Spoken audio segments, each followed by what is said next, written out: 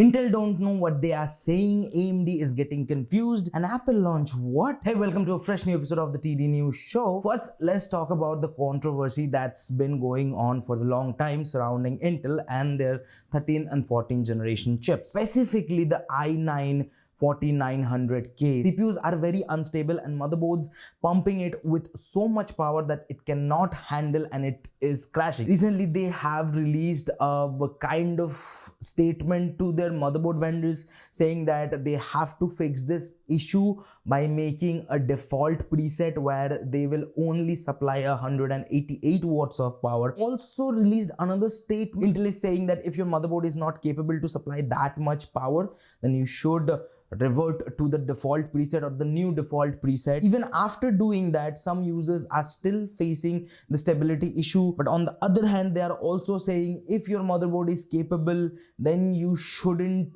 play with that setting. It is really confusing. This situation is just getting worse and worse. Not bad as AMD, because AMD is launching some of the new Ryzen 8000 mobile CPUs. Now Asus, being Asus, leaked the whole lineup of their new laptops, have AMD's new Strix Point 8000 series CPUs with some RTX GPUs. Now that's not the confusing part. The confusing part is how is AMD trying to name it or not trying to name it. Because if you look at Lenovo, their new laptops are powered by 8040 or 8050 series, Ryzen Pro 8040 or 8050 CPUs. On the other hand, if we look at Asus leaked lineup, we get to see that these CPUs are called AMD Ryzen AI 9 and the prefix. I don't know when these manufacturers will understand that naming your product in a simpler way, normal consumer will understand. That is also a good part of marketing. Apple had their new Let Loose event where they launched some new iPads and their M4 chip. Now,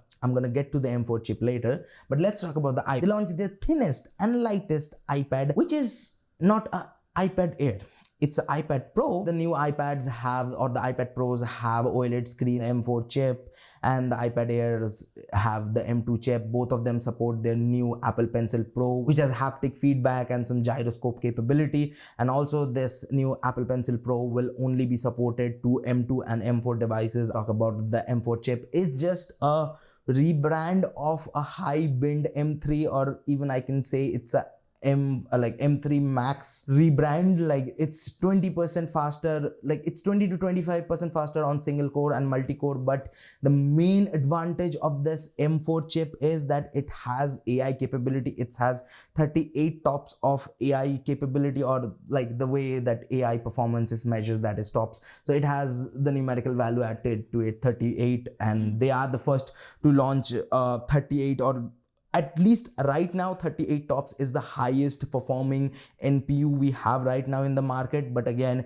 Intel, AMD both are launching way more powerful CPUs. iPads are getting powerful and powerful with each and every single generation, but to utilize that power, we don't have a good platform. Like the iPad OS have separated itself from iOS to a certain degree, but even to this day, it's not a full-fledged PC replacement or a laptop replacement, and Apple is not trying to do it. But at the same time, I think they should allow more apps, or at least focus it in a different way that it will appeal to a broader audience rather than just artists and media watchers. And Google also launched their Pixel 8a. It priced around $499, which is the same price of 7a. It's a much more refined and much more better version of 7a. So if you were planning to buying a 7a, then you shouldn't. You should buy the 8a.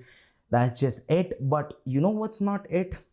Quick news, because I'm gonna talk about that. So let's talk about the quick news. TSMC's entire CoWoS supply reportedly reserved by Nvidia and AMD until 2025. AMD sees 33% growth in their x86 market. Microsoft announced they are closing down 4 studios, including Arc and Austin Tango Gameworks. Microsoft is switching from megahertz to mega transfer per second in Task Manager for measuring RAM speed after a recent update of Windows 11. Nvidia's coming GPU architecture is codenamed as Ruby Rubin, the successor of Blackwell. Now that was all for the techie stuff today. Now if you want to know more about any of the news, I have linked down all the sources in the description, so don't forget to check them out. And if you want to watch more videos from us, check out this video right here. And if you want to subscribe, which I highly appreciate, you should do that.